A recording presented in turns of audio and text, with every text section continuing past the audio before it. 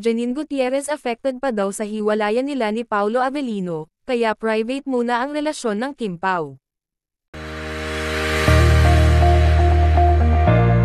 Maraming nagtataka kung bakit hanggang ngayon ay hindi pa inamin ni Kim Chiu at Paolo Avellino ang kanilang relasyon sa publiko, kung saan ay maraming mga netizens na ang nagtataka kung bakit, kung saan ay halata naman sa kanilang mga galawan na hindi na nila mapigil ang love sa isa't isa at mga sweetness nito.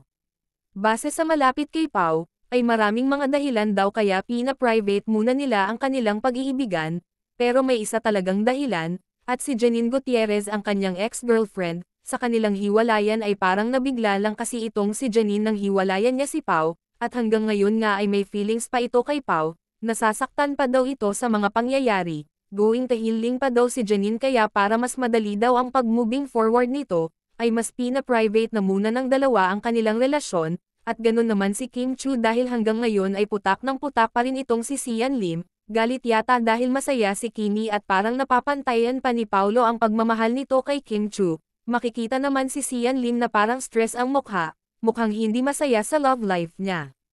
Kaya yun mas minabuti ng dalawa na mas private walang gaanong nakisawsaw malayo sa mga nega, mas kinikilala pa daw ng Kim Pao ang isa't isa, mukhang destiny na talaga ang nagpapalapit sa kanilang dalawa, dahil ilang taon na rin kasing paligaw tingin itong si Pao kay Kimi, at ngayon nga ay parang nagkakatuparan na ang lahat.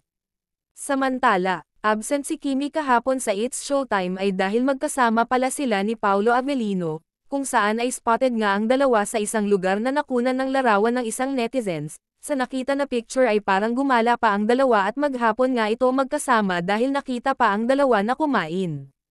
Binuking din si Kim Chiu ni Vice kung saan nga ay nag-date ang dalawa, gave each other time daw. Tama nga naman si Vice, dahil ngayon August 3 ay nasa California nga ang Kim Pao kasama ang mga ibang artista sa ASAP, may mga shockang performance daw ang Kim Pao, kaya abangan natin yan.